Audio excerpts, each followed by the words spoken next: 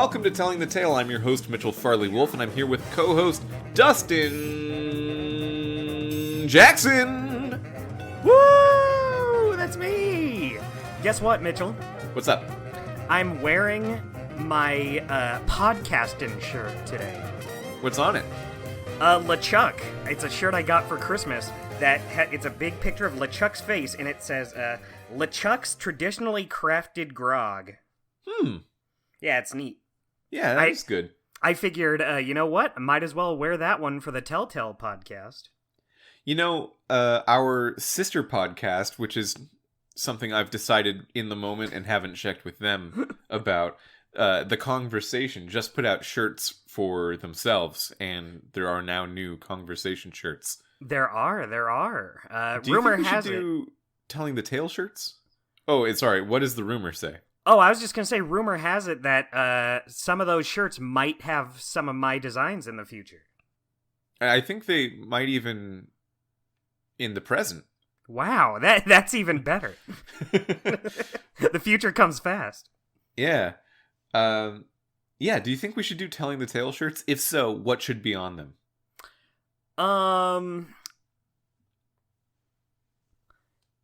What was the Sam and Max XBs from CSI? Was it Fuzzy and Bill?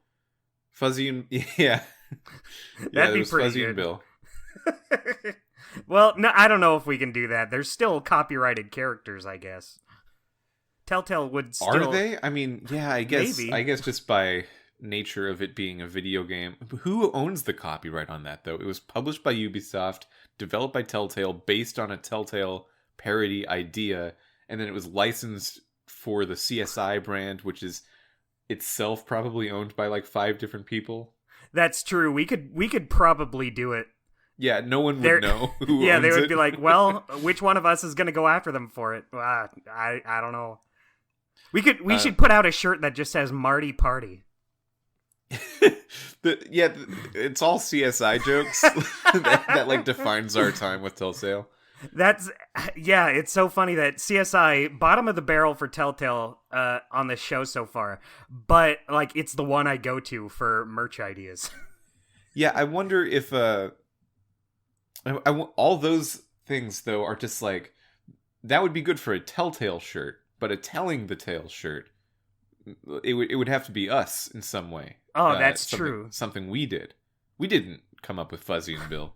That's true. We never once came up with it. Are we funny? Do we come up with bits? Do people like us? I think we're funny, but maybe not t-shirt funny. That is the height of comedy. Yeah, we'll work our way up there. We could do a shirt that says "Have a great summer."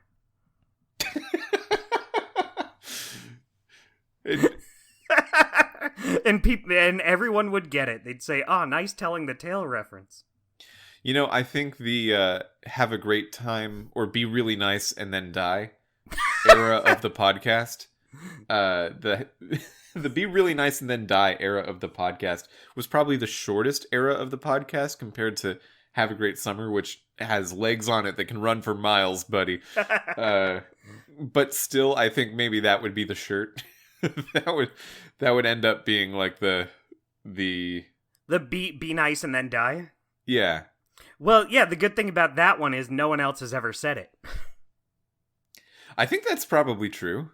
Yeah, that's a good combination of words. That's a Telling the Tale staple.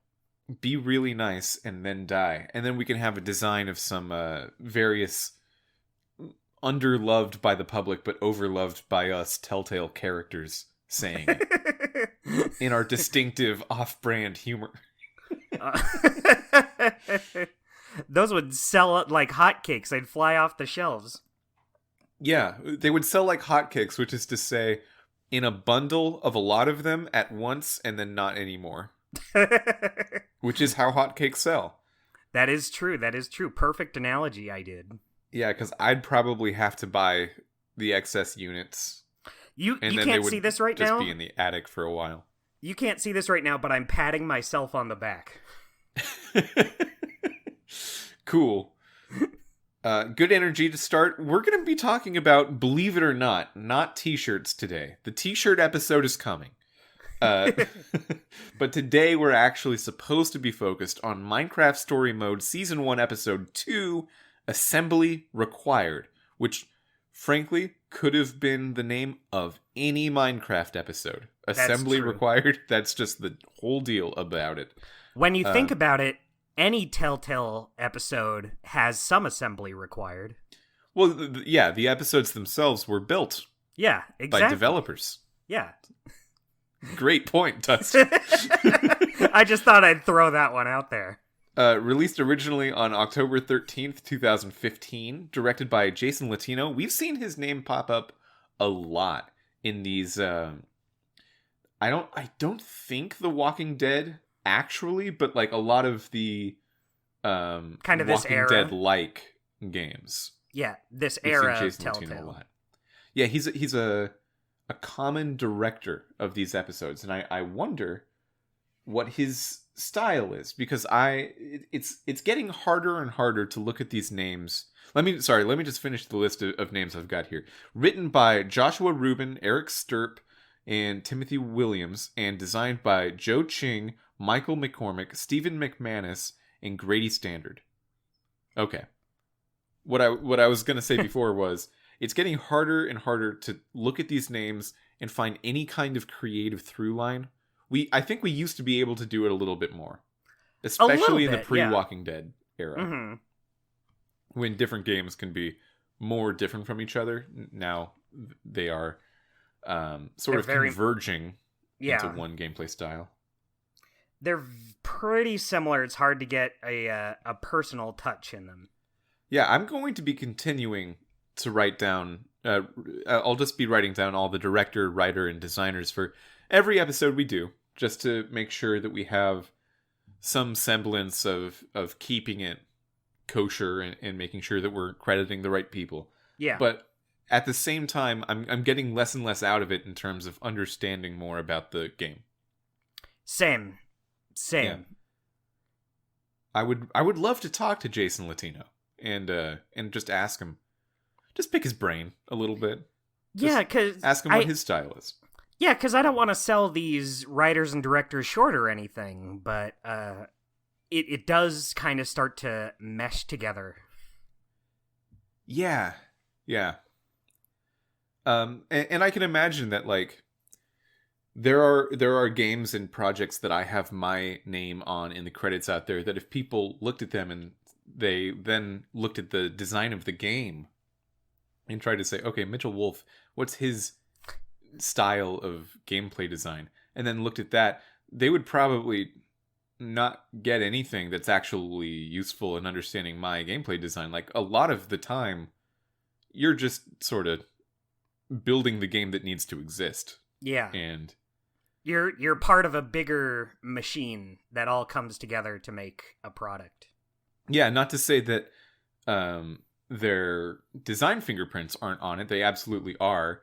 Mm-hmm. And not to say that it's not creative. It totally is. But yeah, you're going to be... Your work is going to be more informed by the requirements of the project a lot of the time than what you are bringing to it out of the ether. Exactly. The creative ether. Yeah. It feels a little bad just just saying it like that. It makes me feel a little bad not being able to point out, like, oh yeah, this person, I can see their touch on it, but them's the breaks, I guess. Yeah, like I'm not sure we picked up on it like during when we were doing it, but now in retrospect, if I saw David Grossman's name on the list of writers and designers, I would probably be able to feel it. Right. The Grossman episodes of the Telltale games were definitely they had a feel to them. They definitely had a vibe. And that was probably the name I felt that with the strongest, but it was all over the place. Yeah, like I remember when we were discussing Strong Bad, a couple episodes really stood out. Yeah, like the second one with like the board game, It's been so long I can't possibly remember who exactly it was that directed that one, but I remember we talked about it a little bit. Mm-hmm. Yeah, or Sean Vanneman and Jake Rodkin on The Walking Dead. Yeah. That those creators feel there was a feeling to having them around. And, yeah. Yeah. Now I with Minecraft and Michonne maybe a little bit, and I would not be surprised if this continued with Game of Thrones in the next season we do. I would bet it's going to continue. Yeah. It's a little unfortunate, but I think they still come together and put together a nice little game. Oh yeah. Yeah. It's enjoyable. It's a good way to spend about an hour. And this time, I really do mean about an hour. Yeah, it was extremely short. You told me last night that it was short, and I was still shocked when it ended today. Yeah, because full disclosure, I had multiple times throughout the week leading up to the recording of this episode that I had some time set aside, and I didn't really have anything else I needed to get around to doing, and it was nighttime. I was by my lonesome. I had the world in front of me, and I thought I could just play Minecraft Story Mode Season 1 Episode 2 Assembly Required right now and get it kind of out of the way. And 3 or 4 times I thought about doing it and thought, man, that first episode was kind of boring. I sort of don't... It's good. It was fine. While I was doing it, I was engaged with it enough to keep going for that episode, but to continue the season, I'm a little... I don't know. I don't need to do that.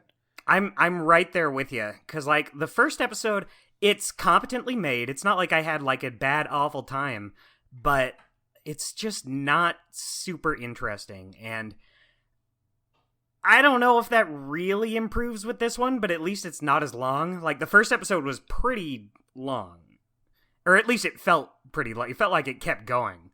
Yeah. And this one, if I had known it was so short, I would have probably done it earlier in the week. Yeah, I feel the exact same way. It's just something you can knock out. When I finally did last night sit down to play through this game, I started playing it, and I got to about the end of the episode, and then I looked up on my phone. I never do this. I looked up a walkthrough for the episode, mm-hmm. and I did it just to see the number of chapters, right? Just to see okay, how long am I?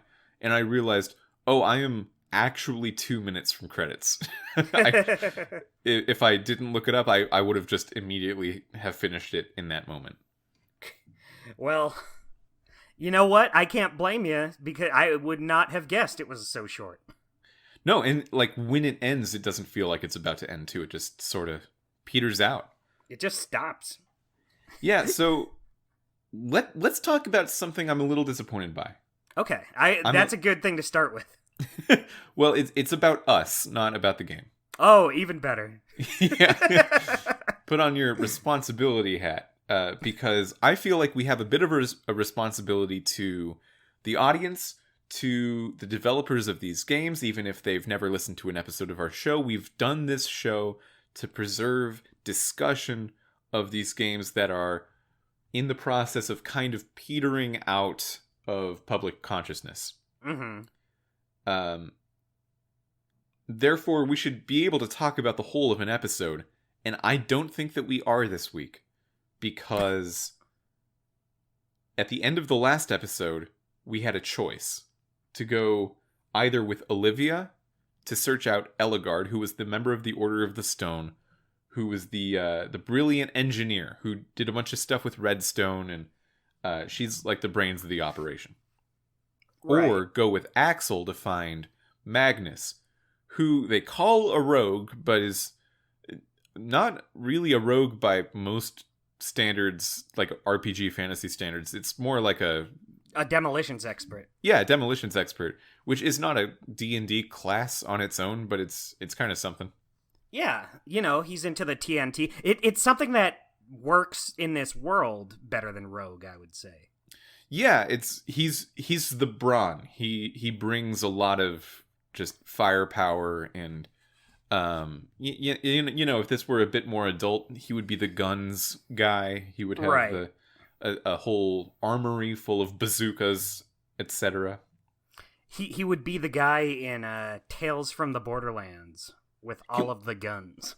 You know, have you felt the disappearance of the bazooka as a pop culture relevant item? I was thinking about this earlier. Kinda. I don't remember the last time a bazooka was like a big thing in something. Yeah, I remember like as a kid in the 90s or early 2000s, if you were playing make-believe on the playground, make-believe like war or firefighter, whatever, or just like, hey, I summon a dragon, it's like, well, it's fine, I have a bazooka and I blow its head off.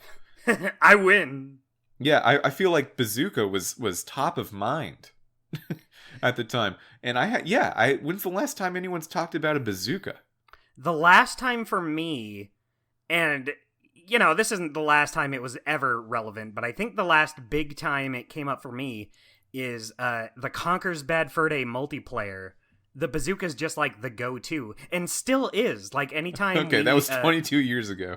Yeah, but even now, like anytime me and the roommates play it, everyone goes for the bazooka. But so that's kind of kept it in my mind as like the big thing. But yeah, I don't remember like anything recent talking about just having a big old bazooka. Yeah. Huh. It's more about the bazingas nowadays. Yeah, everyone's way too in those bazingas these days. I'm sorry.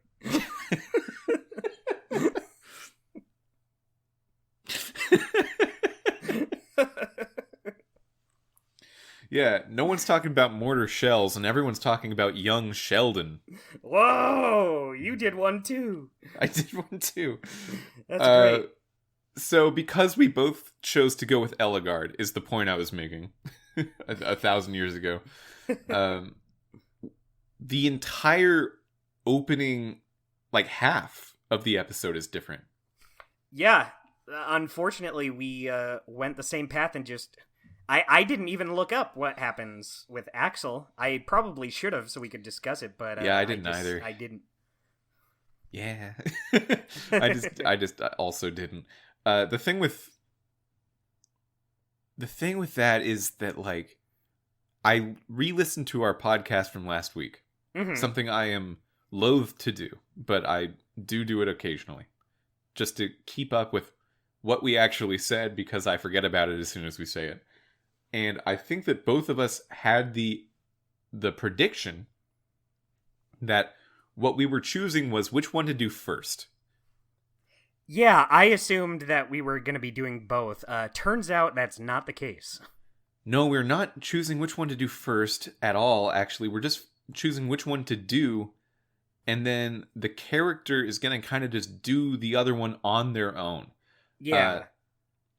Yeah, because I was concerned that leaving Axel alone with Lucas would make Axel kill Lucas.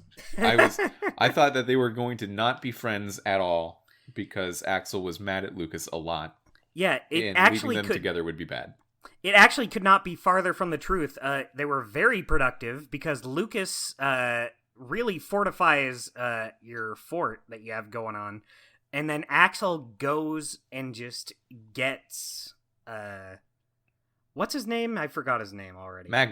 Magnus, that's it. He goes off to get Magnus on his own. So leaving them alone together was actually the best possible thing you could do. Well, yeah, I mean, again, we don't know what happens if you do the other one. Yeah. But it seems like Olivia probably would have just done this on her own, too. Yeah, exactly. Yeah. It's too bad that really, like, at the time I was just kind of like, oh, weird. But now, like, thinking about it in retrospect, it's like your episode's already so short. Why not just have us do both? Well, I think that's, again, in retrospect, that's probably why it's so short. Yeah, because exactly. If they added the time that it takes to do the Eligard stuff to whatever the Magnus stuff is to the end of the episode, those 3 parts together, that's about the length of a normal episode, probably. Yeah, I wonder if it was just didn't have the time for it or what, and they just had to cut it out. Which, understandable, you know, I'm sure it was a tight deadline, but yeah, you really feel it. Especially since in other games, like, I think back to Wolf Among Us, how you can choose to do, like, things in a different order, but you still do, like, the other things. So, it's a little disappointing that you don't get that here. You're just locked out of a segment. So, I have a feeling that the entire plot of this episode could be a great opportunity for something that we sometimes do, which is we attempt to summarize the episode in literally less than a minute so we can kind of just talk about it rather than walk the audience through it. Right, that's a good idea, and since the episode is so short, I don't think it'll be that hard. So, normally I either just volunteer myself or I volunteer you and you hate it, but I have a coin here. And I hate it, wow. Well, you do seem to. But I have a coin here, and it's a quarter. It's a not a state quarter because it's more recent than that, but it's got Washington crossing the Delaware on the back of it from 2021. Right. If you call it heads or tails. I want to do heads. Okay, so if it's heads, you do the summary, and if it's tails, I do the summary. That sounds great to me. Okay. And I hope that you trust that I won't lie to you about this. I've never trusted anyone more in my life. Heads you, tails me. Okay. Ooh. Tails me. Okay. I'll do it. Yeah, I just let it land right on the microphone. That gets the audience involved. Yeah, it makes it a little more tactile. Okay, I'll do it. Alrighty. Okay. Do you want to say go, and then I'll go when you say it? Okay, I got this. 3, 2, 1, go! Okay, so you go to Redstonia, which is the area of the world where Eligard is, with Olivia. Eligard's got this giant laboratory, and everyone in the town is trying to be her apprentice, because she's just so famous and everyone loves her little gadgets. You go into the lab after talking to some of the other people that don't matter, and then she's trying to make a command block, which can alter reality. It's a very important Minecraft piece. You eventually do it, but then that sort of summons the Wither Storm, and then she now believes the Wither is a threat. She goes back to the temple, where you find that Petra has come back, or Gabriel, depending on your choice in the first episode. Then you find that Axel, while you were gone, just sort of went on his own to find Magnus and brought him back. Eligard and Magnus hate each other. But then you realize, okay, the next person to get is Soren. You find Soren's lair, which is in the north, and you just sort of go there. And you find not Soren, but Ivor is in Soren's place, and he's been shitty, and then you fight. That was good. I love that last bit. He was shitty and then you fight. Yeah. That was 1 minute. Yeah, that is the episode. Yeah, anything I really... We can talk more about any specific part of that, of course. We have at least another half hour to go on this podcast. But yeah, is there anything else I left out? Those are the big ones. There's not a whole lot going on in this episode. It is I've noticed that we've had quite a few episode 2 slumps. You know, we've discussed it before, but I don't know what it feels like. It's just really hitting in the episode 2s lately. Yeah, you know, I think what it probably is. This is my hypothesis. Is that episode 1 is always made separately from the other 4 episodes. Or in this case, 7 episodes. Because this season is 8.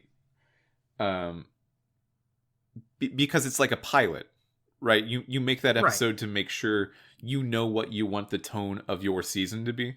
Mm-hmm. Yeah, and exactly. You start dropping the mystery box threads. You start introducing characters. You make it a really big spectacle to get people on board and interested. And then you determine what worked and what didn't. And then, like, your episode 2 is trying to, like, eke out a path into actually doing that. Mm-hmm. And then episode 3 is starting to do that. Yeah. It takes some time to start building up to where it's going after establishing itself. Mm-hmm. Oh, you know what? Here's one thing that I didn't bring up. Okay, so I did say that it could be Petra or Gabriel, and for me it was Petra. For me, it was also Petra. Okay, yeah, because we made all the same choices. Yeah. we do that. We have a bad tendency to do bad podcast choices. Probably good game choices, but bad podcast choices. Yeah, I was thinking about how, I was thinking about how, like, last episode, we totally could have just, like, we could have said, like, okay, you do this one, I'll do this one, then we'll have a lot to talk about, but that would feel false. I want it to be our true choices we make, rather than just, yeah, like, making sure we can cover everything. So I think we did good. Yeah, plus, in order to do that, we'd have to spoil ourselves on the choices before we actually get to them in the game. Yeah. In order, or we just play them at the exact same time, and when we run into a choice, I call you and say, okay, what are you doing? It just wouldn't be feasible. Wouldn't be feasible, yeah, it would be silly to try, and absolutely bonkers. Probably wouldn't even be beneficial to do. But it'd probably drive a wedge in our friendship, honestly. Yeah, we don't like each other. Yeah, we would hate each other even more if we did this. So Petra, when she comes back, again, this could be Gabriel. She seems like really aloof the whole time. Yeah. Just kind of sad. And I thought she was mad at me at first. It's like, what the hell did I do? Yeah, because there's a bit where everyone's still at the temple and you're trying to find out where Soren is. And you can talk to anyone. And the dialogue option with Petra is just saying, "Hey, are you all right?" And Petra says, "I'll talk about it later." and she said it in a way that was like, "Oh man, 1 second ago she said that I saved her and that she was happy about it, but now she seems real sad." Yeah. Did I lose my Petra points? I lost my pet Petra. And near the end of the episode, like right before the confrontation with Ivor, which is the silliest animated thing I've ever seen in a Telltale game, Petra reveals that her arm basically has the geostigma from Final Fantasy VII Advent Children, and she's got wither sickness.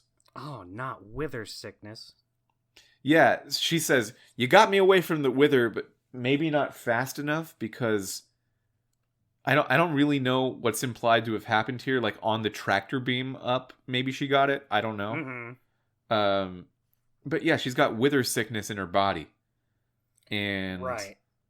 She's sick and weak, and her arm doesn't work very well. Yeah, I wrote down in my notes, yeah, this really is just The Walking Dead. We talked about it last week. Yeah. Those comparisons just get stronger and stronger. I gotta cut my arm off. Oh, I'd love to cut someone's Minecraft arm off. That would be great. It's like played off like exactly the same kind of brutality as The Walking Dead, but it's just removing the arm part off the model. Yeah, it just slices so cleanly down. That'd be great. But, like, it's not just that, but it's also the part where so there's a part where you can choose to, like, leave right away to get to Soren's, or you can wait until morning. That's straight up Walking Dead.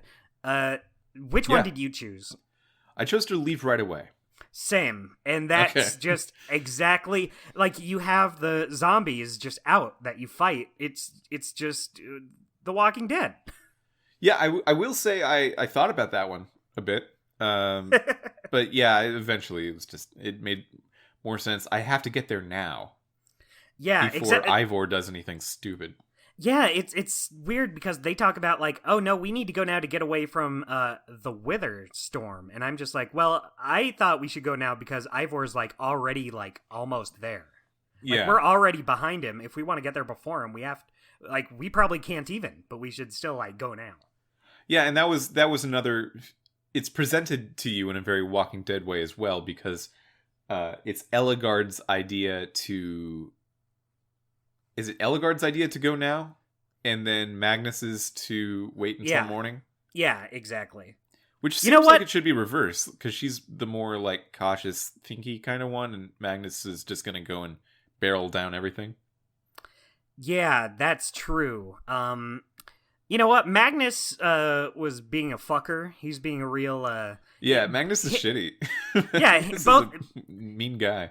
Yeah, he and Ellegaard don't get along, but Magnus is the one who is like, you're unpleasant. Yeah. So I was like, I'm going with her plan. Like, not only do I think it's a better plan, but even if I didn't, fuck you. Yeah, on the way to Sorens, because you had this whole moment with Ellegaard, which we can talk a bit more about, I guess. But on the way to Sorens, Magnus pulls Jesse aside and says, hey, we didn't really meet before, so let's talk now. And he asks about, like, how Gabriel gave her the amulet or whatever.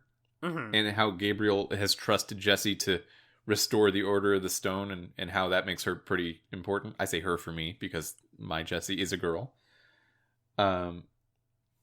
He says all this stuff, and then Jesse goes, yeah, I guess I'm proud of it. And then Magnus Magnus like, ooh, you must be so strong and talented. And Jesse says, are you making fun of me? What a shit sucker. And Magnus says, I actually don't even know anymore when I make fun of someone. I just kind of say what I have to say. What he has to say. Yeah.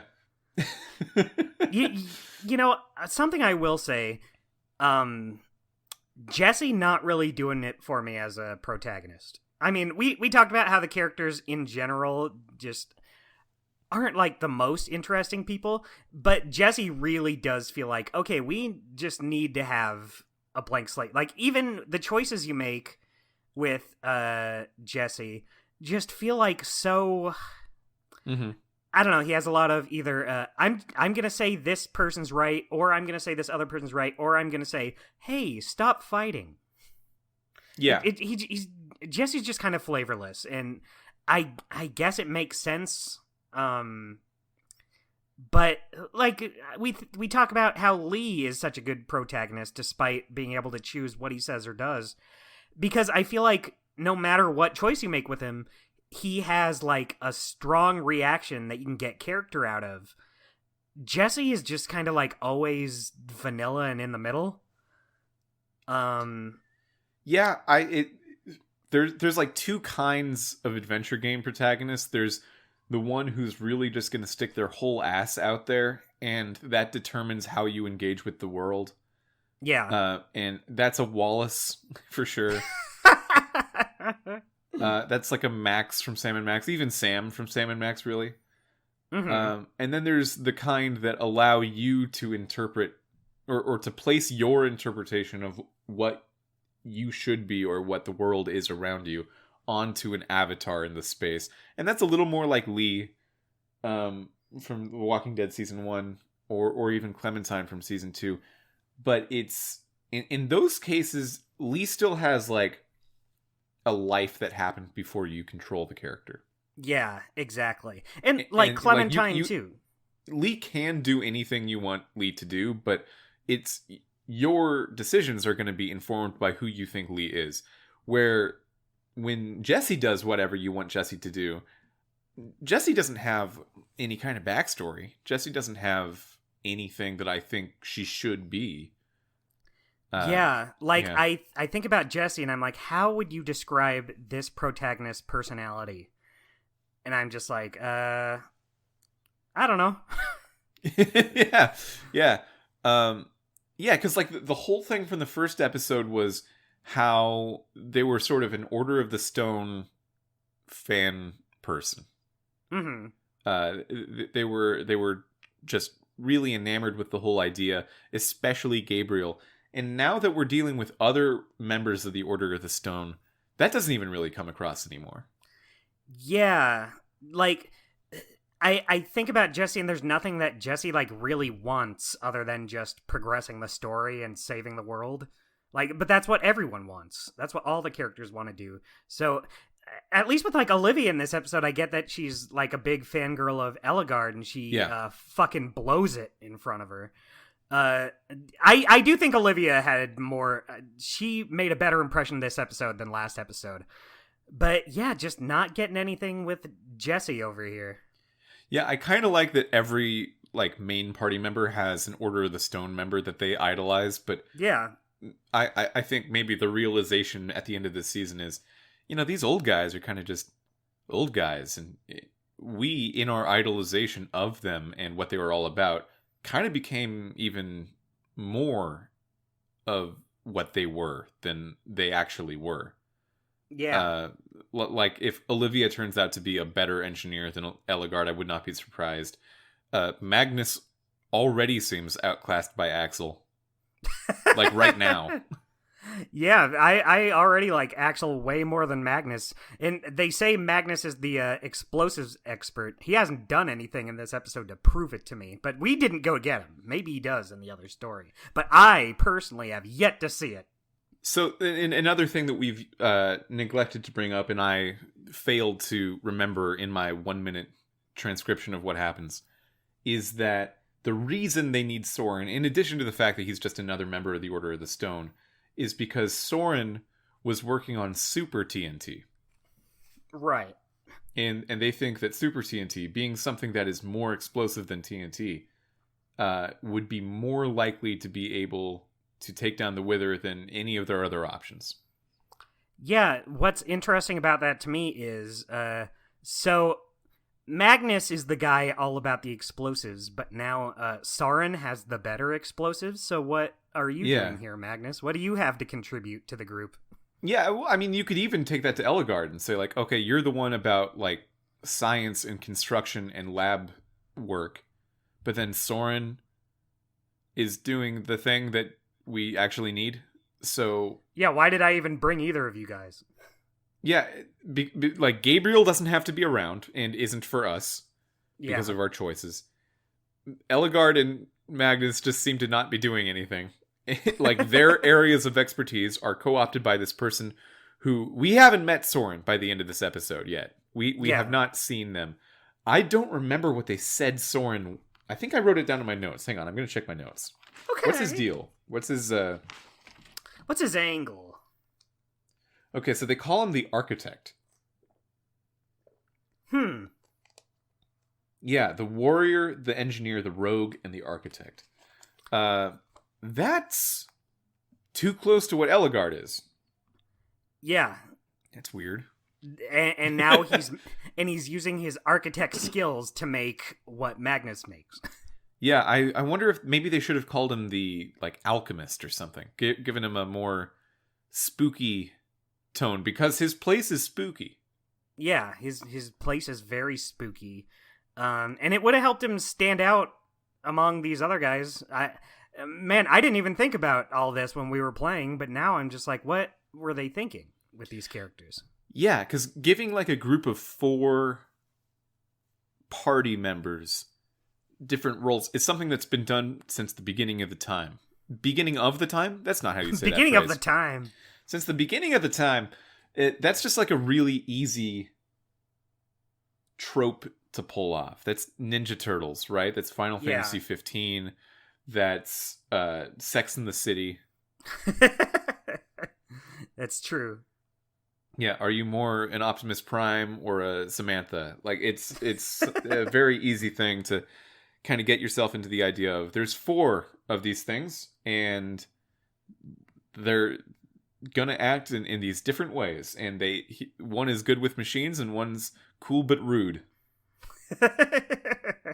Yeah, but here it would be like if you had Donatello, Raphael, but then also Michelangelo can just do machines and be cool but rude. Yeah, and also he doesn't do, like, the Michelangelo things. There's no pizza in sight, so he's not even his own thing. Yeah, exactly. It's very weird. Yeah, it's like red bandana, purple bandana, and violet bandana. Man, that sloppiness combined with how short the episode is, I wonder if they just didn't have time to think about it. I don't know the development history of this game, but this episode, it specifically feels sloppier than the first. What's your favorite group of 4 like this in history? Let's see. Group of 4. Yeah, I like thinking about the different kinds of benders in Avatar: The Last Airbender. I thought you were gonna say Futurama. I like thinking about all the different bender varieties from Futurama. Here, I got one for you. Okay. Peter, Joe, Cleveland, Quagmire. Who's the Eligard of Family Guy? Oh man, the Eligard. I None of think them are very Eligard smart. might be. There's no way. They simply aren't that. You know what might actually be a comparison? South Park. Oh, okay. Is Kyle- Cartman Magnus? Cartman is Magnus, Kyle is the Eligard, and they don't get along. No, they don't. Soren is Kenny. Which Yeah, I guess obviously. makes Gabriel Stan, which is fine. That makes sense, kind of like the basic warrior of the group. Yeah. Yeah. Yeah, what a good comparison. This was a good conversation. Yeah, good job, Dustin. You really hit it out of the park with pure podcast content, that PPC everyone's craving. That's true, and I don't even know anything about Minecraft. Yeah, so they went to Super TnT, and they think that Soren's place is going to have it. Ivor seems to be there for completely different reasons, because you tell him the plan with this super... Or I did choose to tell him the plan about the Super TnT, because I just don't respect him as a threat. Yeah, he's just a guy. Yeah, and Ivor laughs it off and says the plan will never work, so he has some other idea going on. Yeah, he's like, oh, that's stupid. Yeah, and then he chugs a potion that makes him run Sonic the Hedgehog fast. Wow, put this guy in Super Smash Brothers. And he doesn't even use it to run past you out of the room. He just runs in a circle around the room trying to punch you and shit. Yeah, he's really showing off. And then he goes invisible, and that also doesn't help win the fight. What it helps win the fight is when he throws a flash potion of slowness at everyone, and then they can't move very fast, so he just walks past them. Yeah. Great. You know what? Credit to him. I guess it worked at the end of the day. Yeah. You know what? Something I noticed throughout this episode that I didn't notice in the first one. I don't know if this happened for you, but I had a lot of weird lip sync issues. It seemed pretty good in the first episode, and then in this one, it felt like almost any other line, the lip sync was off. Huh. I'm not sure I noticed that. It was weird.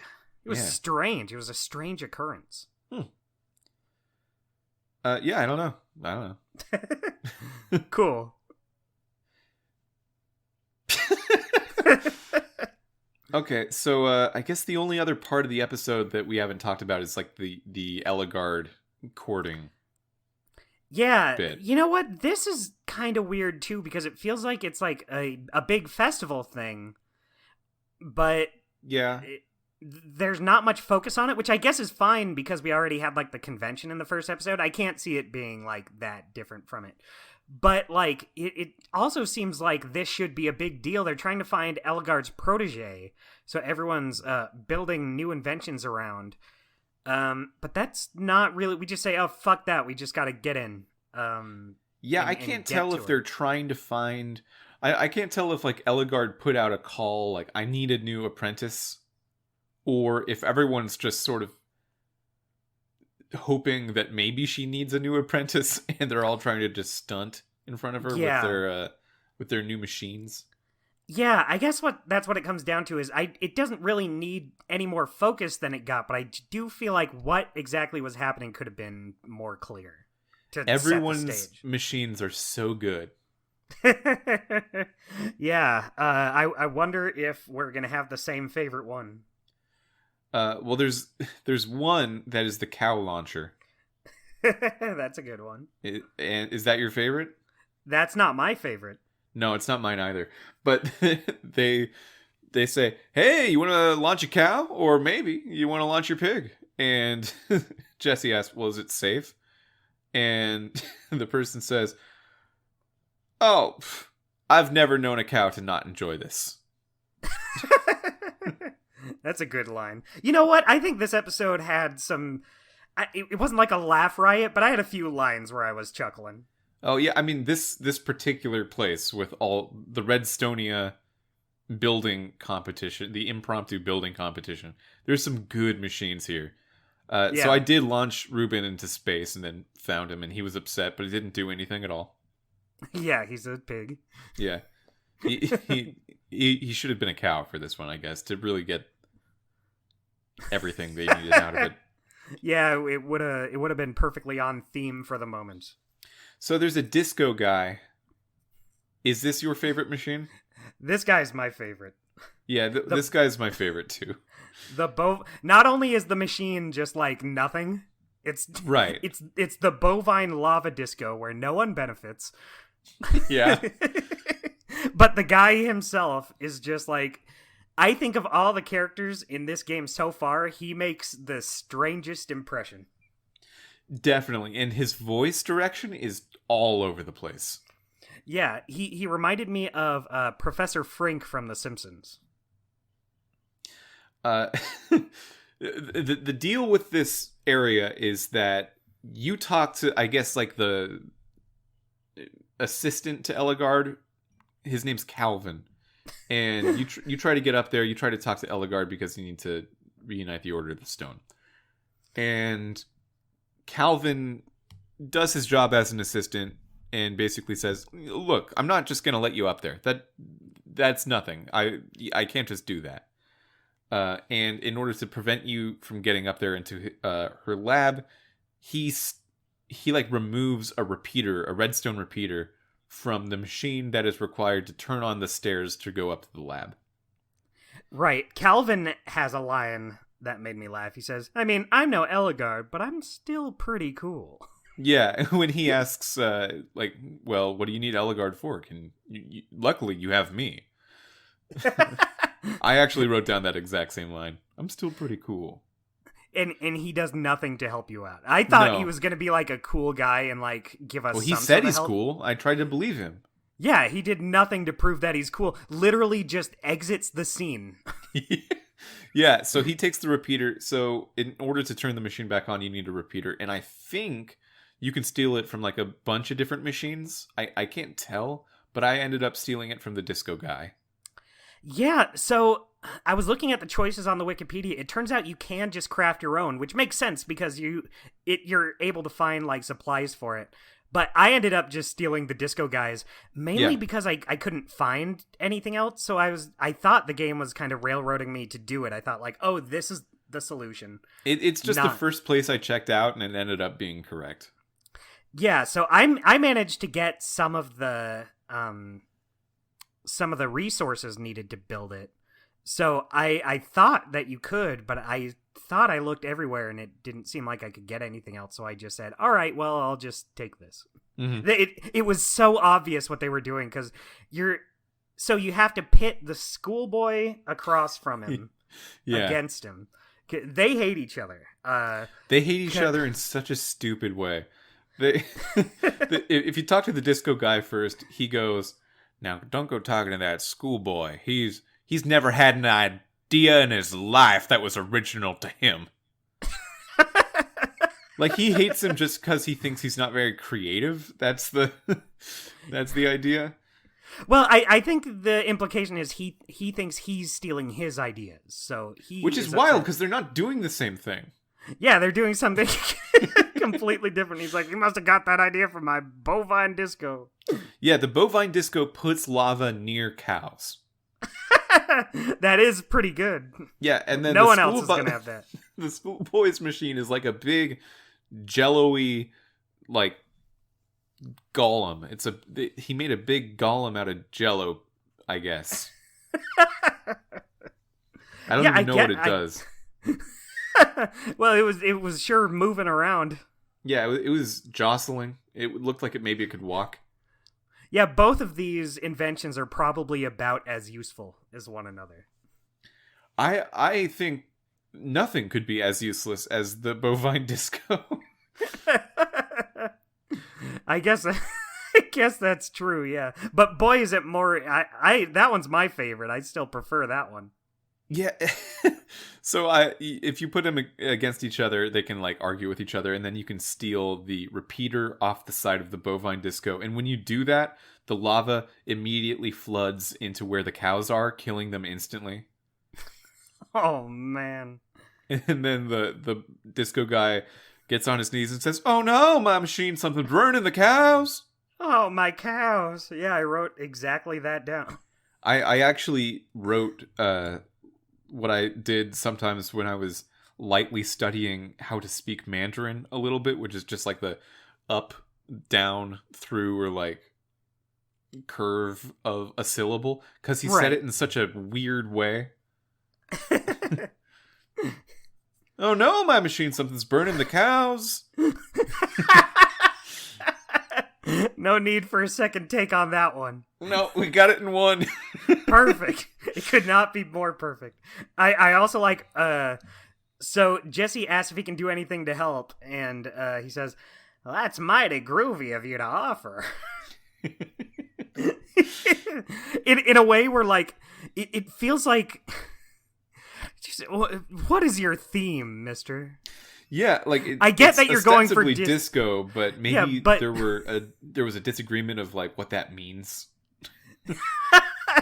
Yeah, it seems like this isn't natural. This is not a natural thing this guy is. It seems like he just like recently got into disco and decided to drop groovy into his sentences. Yeah. In the year 2015, disco was already like 40 years old. And it had become something not that people remember, just a historical thing. So the idea that there could be a person about disco rather than people who enjoy the disco scene has taken root. But like, we don't know what that person was like, because that's not really how it went. That's just a genre of music and a kind of like vibe of a dance hall to hang out in. It's not... There's not a person who's only that. Yeah, my theory is that he was trying to think up a good new idea for this. Yeah. And disco just came to mind, and that, like, right when he had the idea, then he's like, oh, well, I better be the disco guy. Well, yeah, because, like, the writer and the animator and the artist were all on the same page. Yeah. They were like, yeah, this guy's going to be disco related. And then they got the voice direction in the room. And they're like, well, I don't know. I wasn't there at the time. I don't know what disco's really like. God, that's so true, because his delivery just feels like nothing like he's like a countryman. He just is not the voice I would have expected, but in the best possible way. Like, yeah, no, I makes him very like memorable. This. Yeah, I would have been upset if he just sounded the way he should. I even like the smarmy little schoolboy as well. Yeah, he talks in a way that is a bit more refined, a bit more above it all. Yeah, that's. I want to see a game with the rivalry between these two. I wish this was fleshed out more. Yeah, but then again, maybe we just know exactly all we need to know. This is another moment like Franz Froyo shop. It like, I just want to see more. This should have been the story. It is more like emotionally effective than anything else going on with Jessie and her gang. That's true. I get the weight of both of these guys' plight. Yeah, one of them thinks the other steals all their ideas, and the other doesn't. So he's upset about that. That's classic.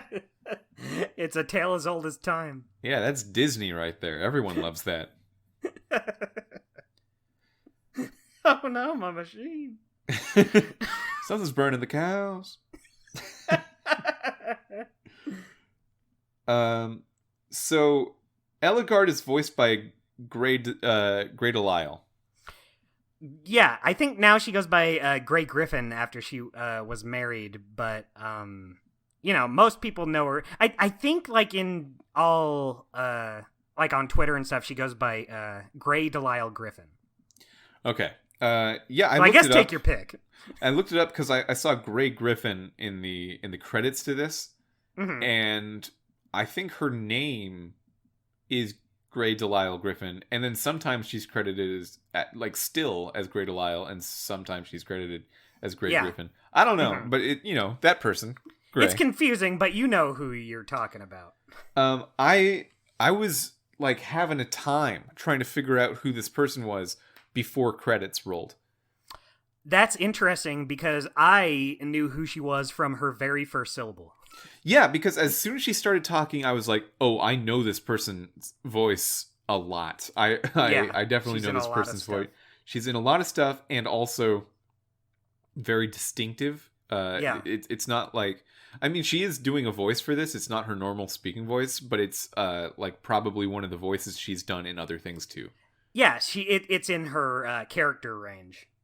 Yeah, and I thought I had such a hard time. I couldn't like pick it out, and I thought maybe is this Amy Sedaris? I could see they're kind of along the same wavelengths. Yeah, hitting me with a little Princess Carolyn in there from BoJack Horseman. No, it is Gray Delisle, which made me remember that one time that she was on the box art because she is also sometimes a model of 1-2 Switch, the well-loved launch title for the Nintendo Switch. Yeah, as soon as she started talking, I was like, oh, that's why Mitchell brought that up last night. Yeah. Yeah, I didn't want to spoil anything for you, but... I was really wondering why that would just come out of the blue, and then I got my answer. Yeah, I messaged you about that. Hey, remember that one time Gray Delisle was on the cover of 1-2 Switch? And then they photoshopped her nose to be bigger? That's so strange. I don't know why they did that. Yeah, I wonder if it's because she's too famous and they didn't want her to be easily recognizable. That's kind of what I was thinking too. Although it is a case where it's not like she's on screen for a lot of her roles, but yeah, maybe I wouldn't have known. Yeah, like it really. I probably would have known. It really was just the nose putting me off, but it really put you off, huh? It's a very interesting choice. Did you know that she is also in Sea of Thieves? Who is she in Sea of Thieves?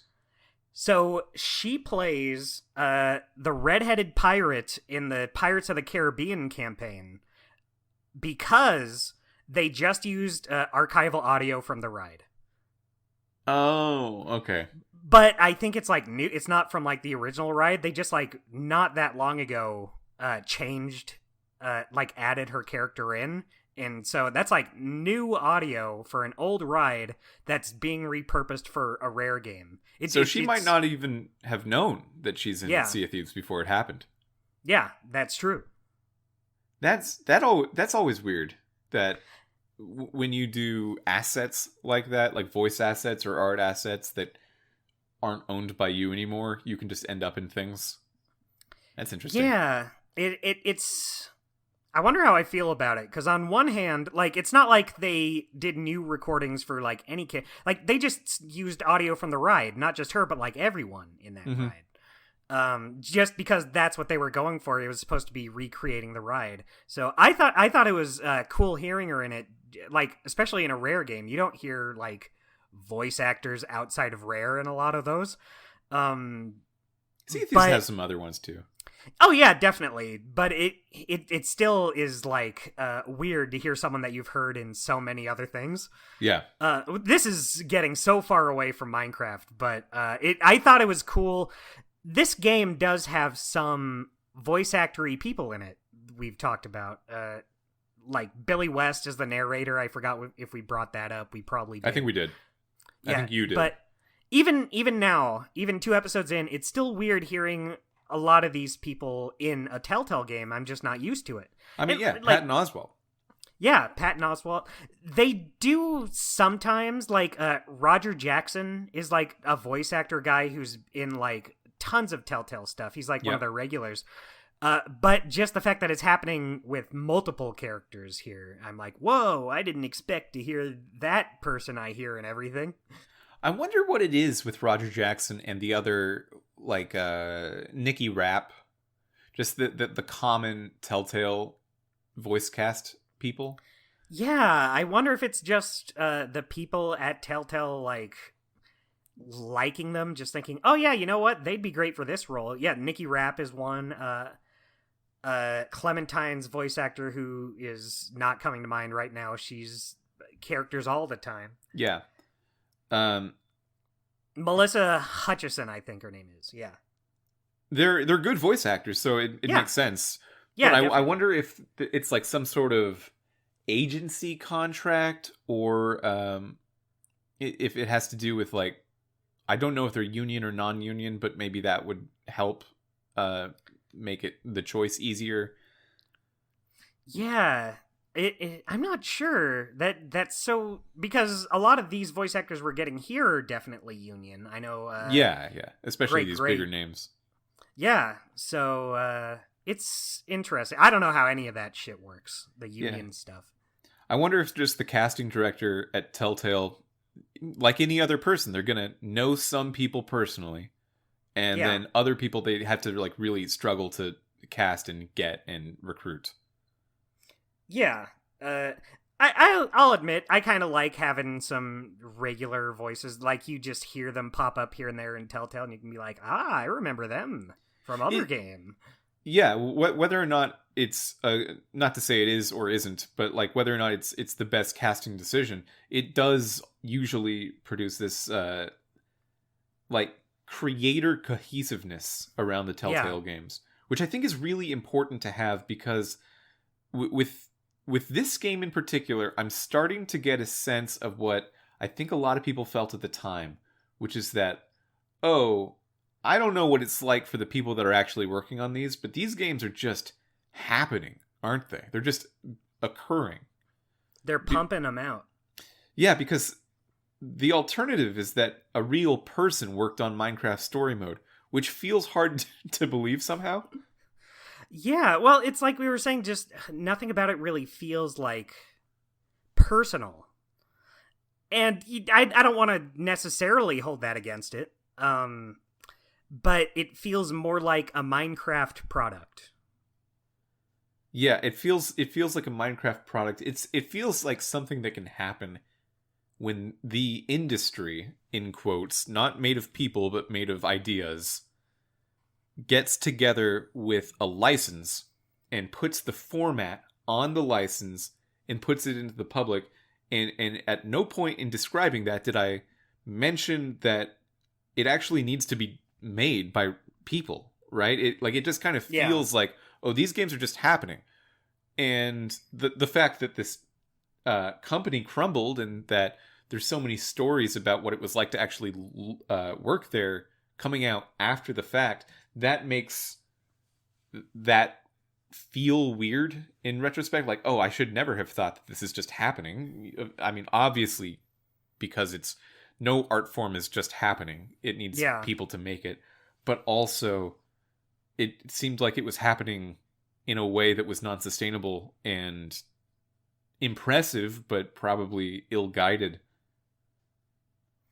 Yeah, I said it before, but I feel bad saying it, just because I feel like I'm doing the people who worked on this a disservice. Obviously they worked hard and put out a good professional product.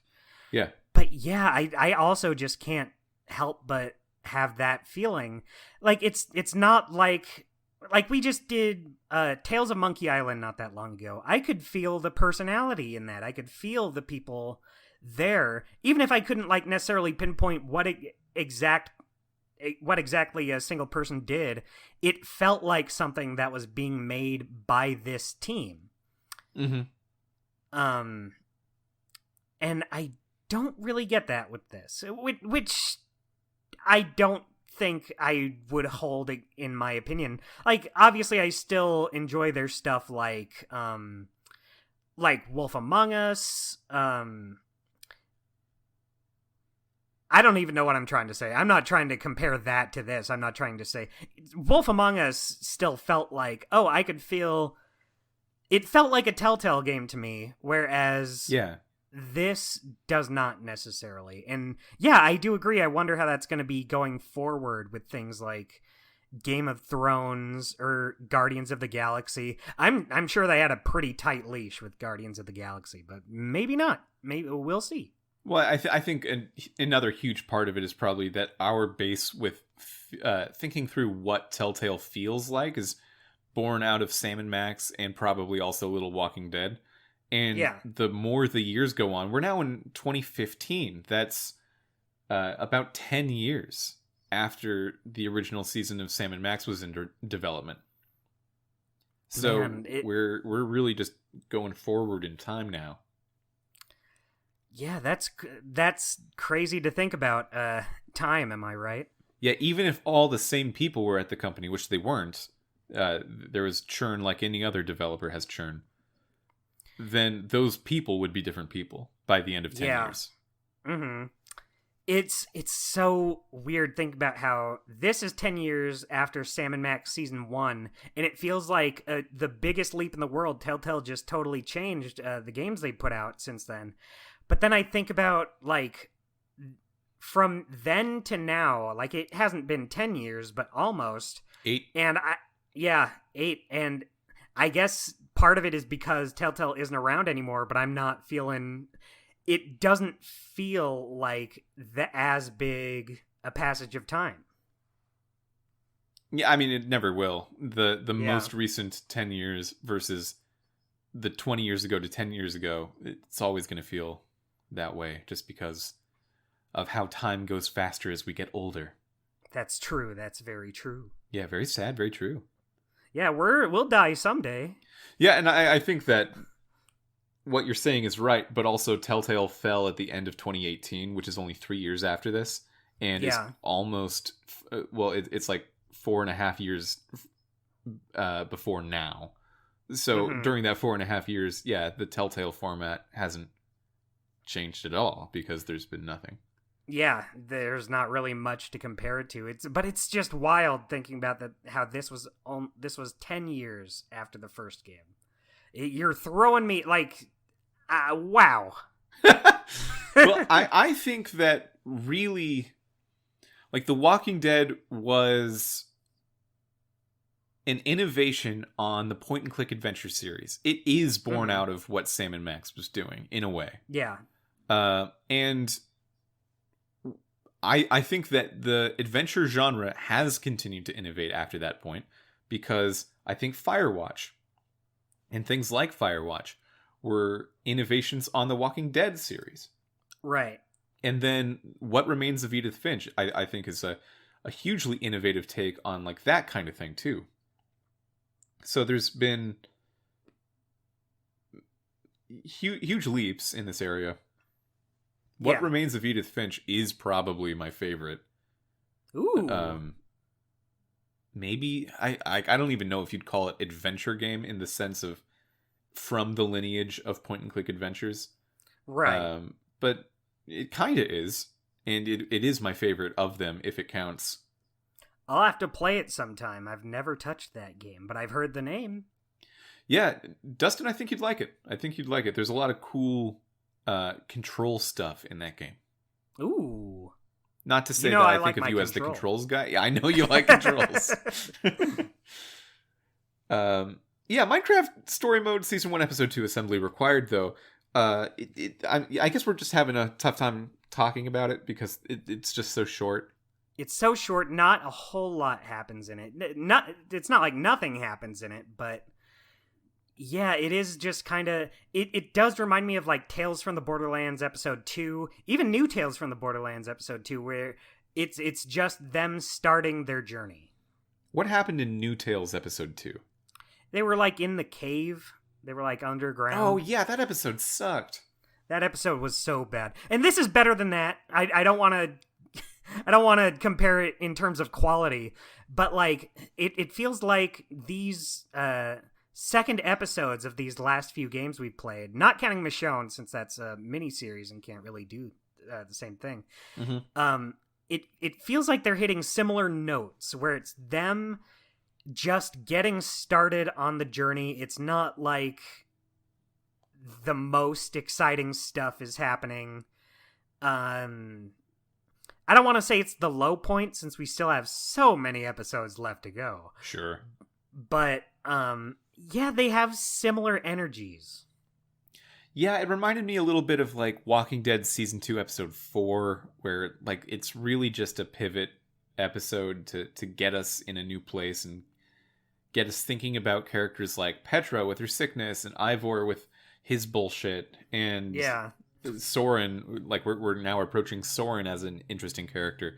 We're just trying to get ourselves in a different place in either physical geography or even just mentally in a different place.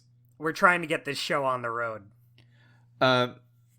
Something we haven't talked about, I guess one last thing before we jump into our segments, is Axel's trip to Boomtown. Yeah. So because we left Axel behind, he just went on his own down to Boomtown. And that's where Magnus is.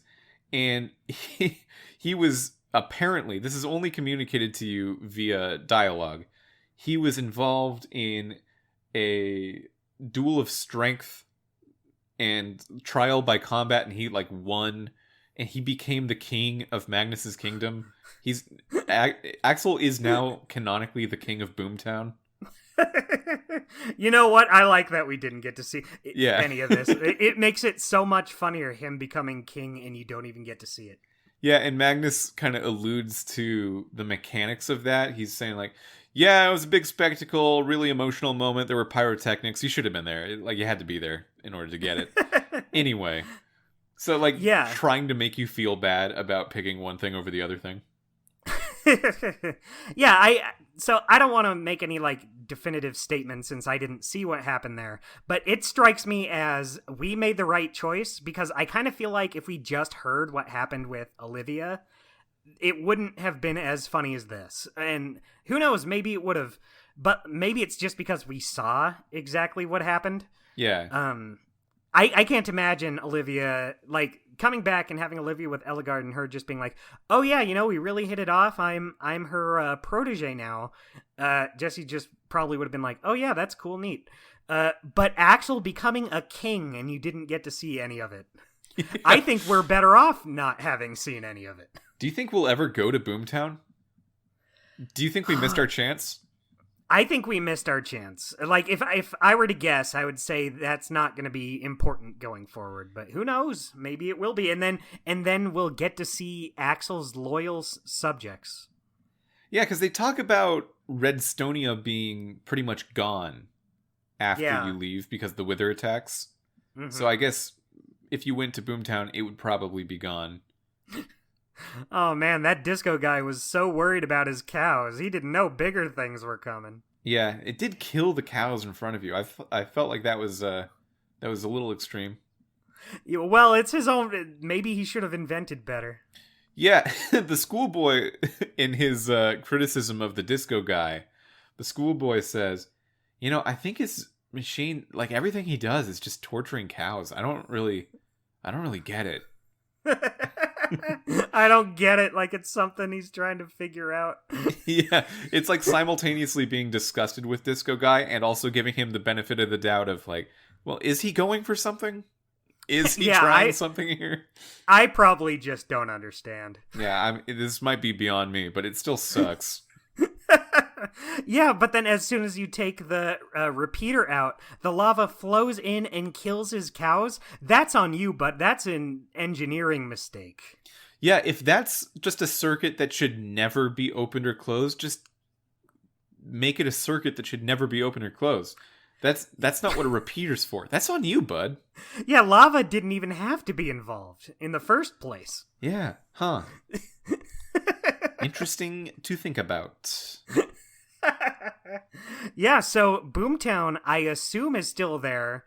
Maybe it already got sucked up while you're going, but who knows? I don't know. You want to talk about our segments? I would love nothing more than to get into our segments. What's your choice cut? My choice cut. Oh, actually, before we get to this, should we go through the choices since we didn't get to see the choices? Nah. Okay, cool. No, I mean, you can. Sorry. Should we? I don't know. Was there anything interesting? It's not that important. Okay. So my choice cut, I guess, was that this is so hard for episodes like this when they're so short that really none of the choices can really stand out to me. So I guess I'll go with whether or not to steal the repeater, just because I don't even know if I like it, but it is the one I felt strongest about. How the game it made me feel like this was the one way to do it. Yeah. But it's obviously not, because you can get the supplies to just craft it. But, boy, it really is like, come on, it's way easier to do it this way. Don't you just want to take it? Like, it just makes it so obvious. Because when you pit the two guys against each other, it's not even like a timed puzzle, I don't think. It's not something like, okay, I have to steal this while they're arguing, or else my window will be closed. It seems like they just argue indefinitely, because if you go up to them, Jesse's like, oh, you know what, I don't want to get involved in that, I'm just gonna let them do it. And then I kind of walked around for a bit trying to be like, okay, well, I get what they're trying to do, but I can still find these resources. And then I just went ahead and stole it. Yeah, so I give it to that just because none of the other choices in this episode really stood out to me. What's yours? So my choice cut is talking with and then later about Axel. Okay. Axel has, in this episode, done nothing wrong, in my opinion. Yeah. He went and got Magnus and saved us time. He made sure that the fort was guarded by Lucas, and that turned out to be fine. That was good. You know what? He made some really good calls in this episode. Last time we were saying, you're a double-edged sword, Axel, but this time you did well. Yeah, like last time it was saying, like, it was, meaning we were, we were saying that Axel was basically right about a lot of stuff, but also the fervor with which he would be right was way too comically extreme. Yeah, if he stopped talking like 5 seconds earlier, we would have been on his side, but he blows it every time. Yeah, like he's mad at Lucas for freezing when Lucas could have helped out and saved someone, right? That makes sense. That's true. Axel should be a little mad about that, and he should raise this concern to Lucas, and he does that. And then he says, so Lucas, basically you shouldn't even hang out in our treehouse anymore, and you should go down with the zombies. Yeah, you should go die. See ya. Yeah, and like, okay, Axel, we can just work on our faults. We don't need to throw people out to the zombies. Yeah, we could just give him a swat on the wrist. Yeah, he's just very, there's no nuance with this boy. He's all in. Yeah, so, like, that was our problem with Axel. But because he's still, like, a good guy, he hasn't made any bad decisions, really, I've wanted to be given more opportunities to say, no, I do support Axel. Like, I do like this guy. He's just extreme, and we need to measure that. Yeah, he's still my friend. Yeah, so there's a moment we were talking before when Magnus doesn't know if he's making fun of Jesse or not. He's lost all sense of context and perspective. He asked Jesse, so what's the deal with this Axel guy? Because I can't tell if he's like the best or crazy. And you have the option of like saying how you feel about Axel in that moment. And I chose to like be 100% on Axel's side and said, no, he's my friend. Yeah, I did that as well. I was like, he's my friend, man. Well, I think part of it is because the other choices were just like, oh yeah, he's a jerk. Yeah, the other choices were, he's a jerk, but he's our jerk. And then another one was, oh, he's great, but he's been kind of annoying me recently. Which might be closer to the truth, but like, it's not worth saying it. Yeah, I don't 100% feel that about those, but I do feel that he's my friend. Mm-hmm. He's one of my best friends. Yeah, Jesse says. I have 3 best friends, and he's one of them. Who are the other best friends? Olivia and Reuben. Oh, Reuben, of course. Yeah, the pig Reuben. Pig's not a person. Golden moment. Stupid Ivor fight for me. That's a good one. It's so funny. It's animated in such a funny way.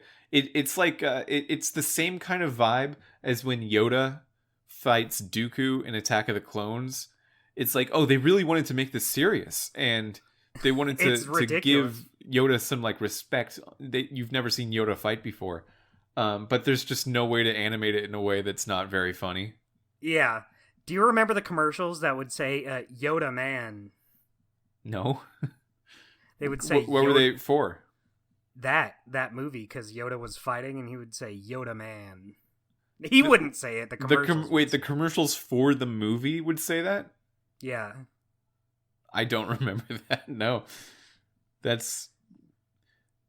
Wait, just advertising the movie itself. That was the tone they went with? Yoda man. Man, the early 2000s were a different time. So my golden moment, it's not like a huge moment, but it is something that made me feel something in this very short episode where nothing happens. Mm-hmm. Just getting back to the fortress, seeing that Jacob not only turned it into like this big fortress for you. Who's Jacob? But just having, isn't that the guy on your team? Lucas? Lucas is what I meant, not Jacob. What? Why did I say Jacob? Whoa. Okay. You know what it was that threw me?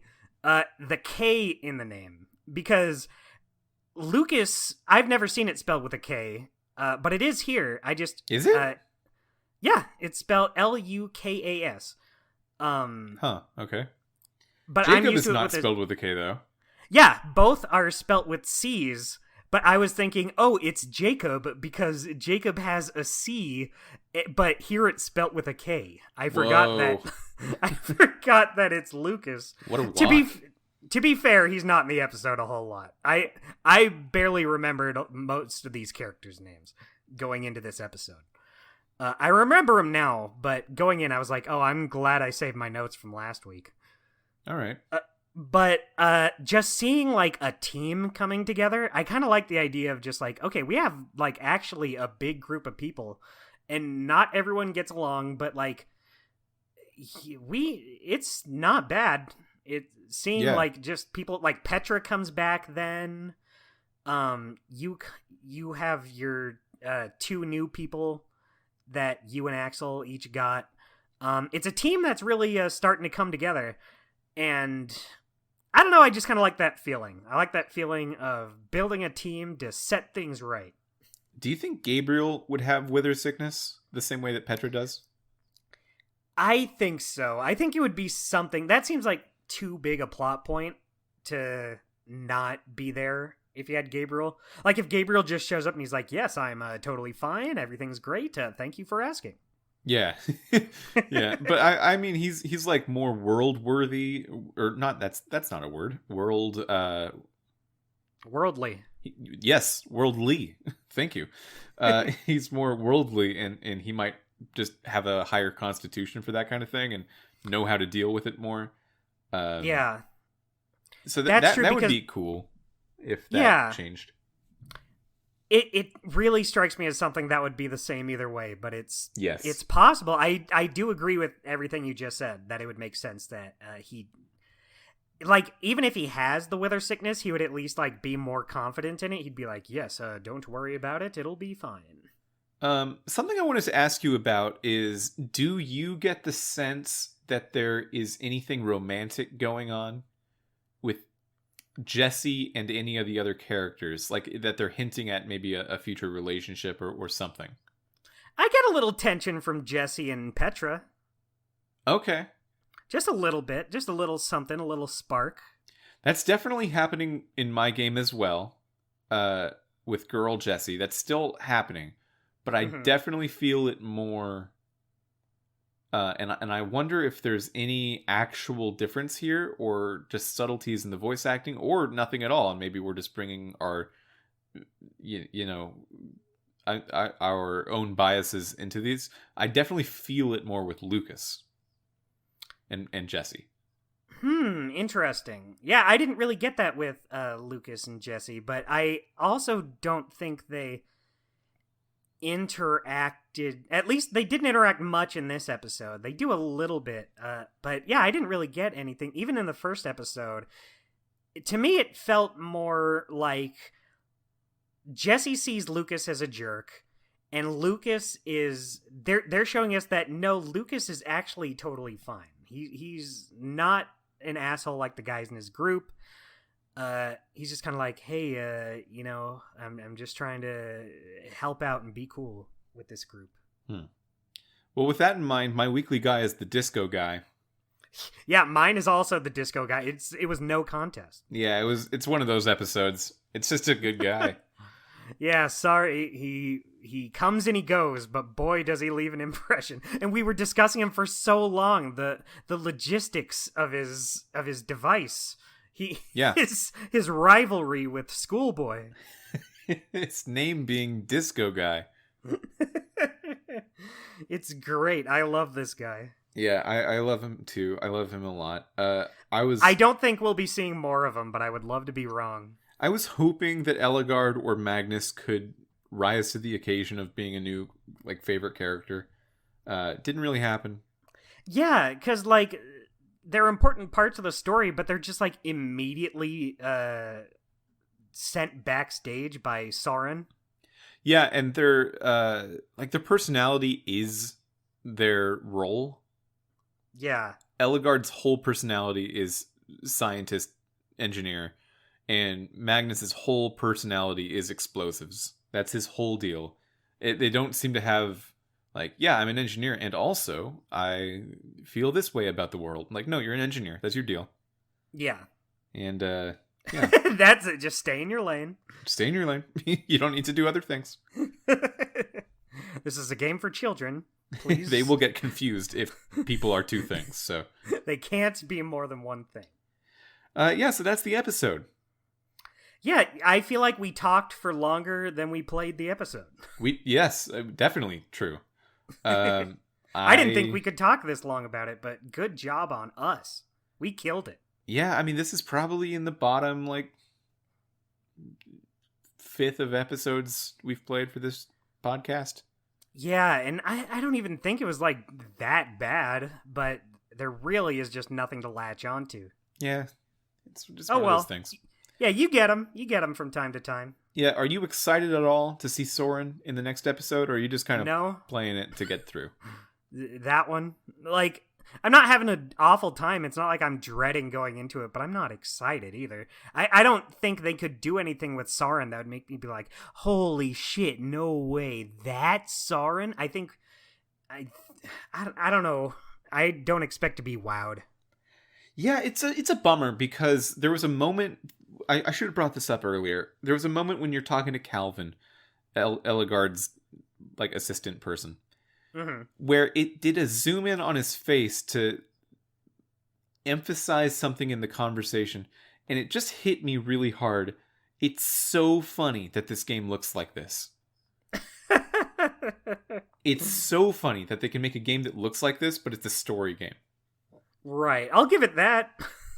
That's fun. Yeah, we were talking last episode we were talking about do we or do we not like the aesthetic of this game, and I'm feeling now that was probably the wrong question. The question was, have we ever seen a game take its story as seriously as this while looking so outlandish? While looking so freaking weird. I don't think I've ever seen a game try this at all. Yeah. And I'm sure there's some games out there who've done something like this, but I think the fact that the story is just played so straight, it's not once is it really emphasized that this is the joke. It's not it's not like they're saying oh, isn't it crazy that this story is so serious, but it looks like this? It's just something that they let you kind of figure out. Yeah, they just let you do the interpreting of, oh, this is batshit. It's crazy that it looks like this.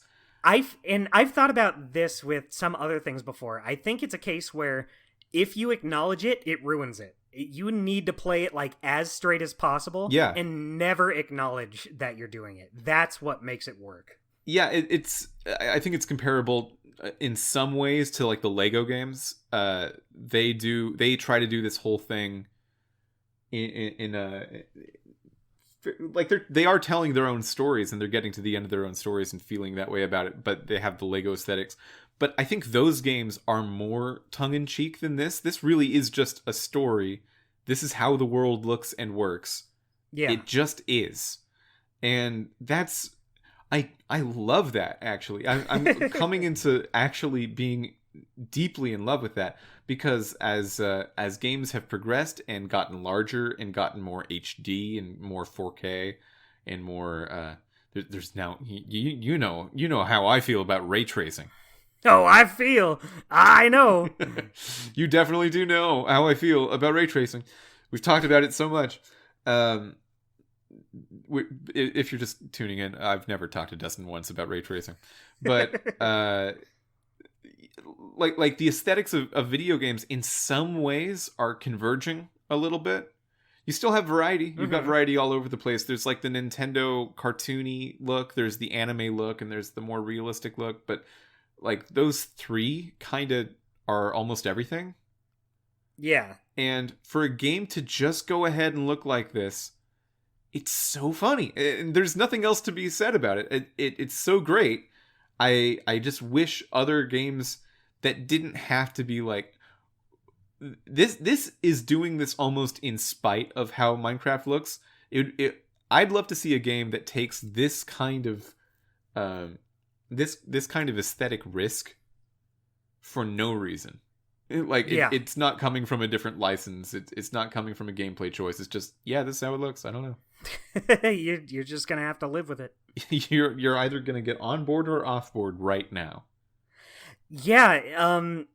Us just discussing it just right now, it does make me respect it a little more. I still think that I'm not a huge fan of just how Minecraft in general looks. It's just not really my thing. But you just bringing up what you did now does make me respect it for this. Yeah, because I agree with you. I don't really like this aesthetic, but when I see a soft spoken dialogue moment when Petra has to explain that maybe she has a disease called wither sickness, and they do a close up on her face, and her face is a square, and so is my TV, and it's the whole thing. That's hilarious. That's so funny. Yeah. Kudos, Telltale. You did a good job. If you came back and you did a new... Well, you are coming back, but if you did a new IP from the ground up, I want it to look as wild as this. Same. Not this aesthetic, but like as wild as this aesthetic.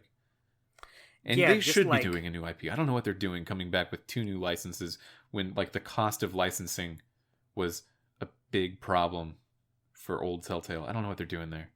Yeah, I don't know. Maybe just because that was the Telltale thing, they gotta stick with it. Maybe the ones they got were cheaper. Maybe The Expanse and Wolf Among Us, since they already had that protege. I don't know why I said protege. That's not the right word. That's not the right word. I just had it in my mind from earlier in the episode. But they already made the first one, so maybe they were like, okay, well, we'll let you do the second one for not that high a price. Yeah, and I bet the author of Fables probably wanted that game to happen a lot, so they were willing to make it happen more readily. I could believe that. The Expanse is kind of a big series, though. Is it? Amazon Prime series. I knew nothing about The Expanse, so I don't know how big it is. So, Yeah, it's definitely not nearly as big as like Game of Thrones, but it had a fan base. It was on like the Sci-Fi Network at first, but then Amazon Prime picked it up and boosted its production values, and then people really got on board. And it's based on a book series which has its own readership and fandom as well. Right. But at the same time, it's not like something like Batman or Guardians of the Galaxy. Sure, so yeah. Maybe they did get it for a reasonable price. Yeah, I just want Telltale to have like a classic IP that they really can call their own, and they don't have to worry about losing it. Yeah, like even in the old days, like Sam and Max was their big one that I would say, and even that wasn't theirs. It was still Sam and Max is licensed to not theirs. They don't get to keep that. The Walking Dead is not theirs. Wolf Among Us is not theirs. I mean, it seems like Monkey Island is Disney's. You're not going to get that forever. Yeah. Yeah, I do think they should establish some sort of new... Like, I'd play it. Like, I still like the Telltale formula. I'd want to see it with, like, a brand new thing you're making. As long as it's interesting. I don't know if I'd want to do, like, oh, this is like our own The Walking Dead. It's like The Walking Dead, but we can own this. I don't know how interested in that I would be. Well, I mean, it would still just depend on the thing, what they do with it. Yeah, I'm sure it'd still be good, but, like, just thinking about it now, I guess just because I'm so used to that being the Telltale thing, like, the big M-rated franchises, maybe it's just because that's not necessarily where I'd lean, but I would want to see, like, do your own Sam and Max, since you can't do Sam and Max no more. Yeah, I mean, as soon as Telltale came back, people had all these ideas for what they should do and other licenses they should get, just because that's kind of what we're known for them doing. But they are a studio that has, or at least had, who's to say now, we don't know, benefit of the doubt, it could be great, but we don't know. Mm-hmm. Like I was thinking, like, yeah, Knives Out would be great for Telltale. Get a Benoit Blanc Telltale game, that'd be so good. Get a Conker's Bad Fur Day, we talked about on this show. That would be a good one. Scooby-Doo feels obvious and kind of surprising that it didn't happen. I wonder how big Futurama would be, because, like, you brought up Futurama before. I guess Disney owns it now, so that would be tough. Yeah, but it's not like Simpsons huge. Adult Swim just recently got the rights back to Futurama to air it again, so I wonder, like, how willing to play ball they are. But still, at the same time, it kind of reminds me of Retro Studios, how they do a lot of... they've done Metroid, they've done Donkey Kong. As far as I'm aware, have they done, like, any original IP things? They've only, at this point, done 2 Donkey Kong Countries and 3 Metroid Primes, and that's the only thing the studio's ever done. Yeah, I remember thinking, like, after Tropical Freeze, I was thinking, like, yeah, I would love a new Donkey Kong game. More than anything, I'd love more Donkey Kong. But I would like to see them do their own thing. Something they can kind of... Even if it's, like, for a Nintendo IP, something they can kind of leave their own footprint on. Yeah, that one's a bit different because ever since before Metroid Prime came out, Retro has been fully owned by Nintendo. It's not like they're a different company. Yeah, exactly. So during those time periods, Metroid did effectively belong to Retro, and Donkey Kong Country did effectively belong to Retro. But yeah, I mean, like, I guess it would... there's nothing that I would associate with them from an aesthetic or intellectual property point of view. Yeah, it's kind of like how Banjo-Kazooie, originally just fully owned by Nintendo, but I wouldn't, like, consider it a game Nintendo made. I would still consider it, like, Rare's game that they created. I would want to see something like that for Retro at some point. Yeah, especially because, like, Rare had that same deal at first. They had, I mean, not at first. They had other things that they definitely owned themselves, like Battletoads and... like Conquer, they published on their own. Well, that was after, but like before that, Battletoads and Saber Wolf and Jetman. Oh, you're talking about before the Nintendos. Okay. Yeah, because then they did Donkey Kong Country, which they can't fully own, right? But they had that was like associated with the name of the studio. Right. Killer Instinct, which was, I guess, fully theirs, but like a smaller team at Rare did that. And GoldenEye, which is like, you're never gonna own GoldenEye outright. Yeah, you can't own James Bond. You can't own the wind. And and finally, like, Banjo-Kazooie kind of felt like, okay, of everything that Rare did, this is a big hit, and it's fully associated with them. Like, it's their IP that they created and just can go all out with. even though, yes, Nintendo had the rights to it, it was their thing. Their studio is going to be Banjo and Kazooie effectively became their mascots in an unofficial way. Yeah. And Telltale just doesn't have that. Telltale, I guess you were talking about Retro as well. Yeah, Retro kind of doesn't have that, but Telltale really just never got that. Yeah, and maybe some studios are fine with that. Maybe they're fine just being like, okay, they're giving us this property to work with. Awesome, we can do that. Maybe they don't. I'm sure some people there would want to like make something original, but like as a studio, maybe they're just like fine with this path, and that's fine too, I guess. Yeah, as someone who is currently working on a licensed game, from our perspective as developers, I think that we're thinking about it very much in terms of this is our game. We're really putting our own spin on this thing, on this license. We're staying faithful to the source material while also doing our own thing within it. Yeah. But at the same time, if I were like 20 years on and on the same team the whole time and thinking back and I only worked on licensed games, I'd probably think like, well, I guess, I don't know, I would have liked to have come up with something that we got to continue to own and work on and things. Yeah, something that you can have like full creative control of. Yeah. I'm currently very happy on my project and team, by the way. I feel like I should clarify that. Yeah. It's going well. I'm having a good time.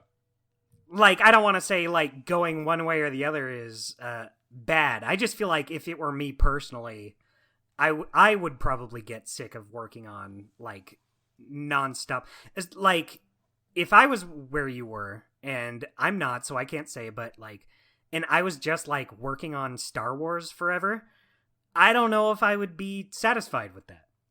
Well, I'm not doing anything forever. Is I guess the opposite side of that. I've been working on Star Wars for a while, but I'm also having a great time with it. And if that you're ever doing changes, a Telltale podcast now. That's not Star Wars. Yeah. I think the point of the matter though is, was it a good thing or bad thing for Telltale? Well, in how it went in the end with Telltale, where the company dissolved and all of their intellectual property was the games that they don't get to like continue forever being associated with because they're all part of other things. I guess it was a bad thing. It ended up being a bad thing for them in that instance. Yeah, like even if Telltale's back now, like their big ones, I would say, I mean, this is just me, but I would say Sam and Max and Walking Dead, neither of which they have and can do anything with now. Yeah.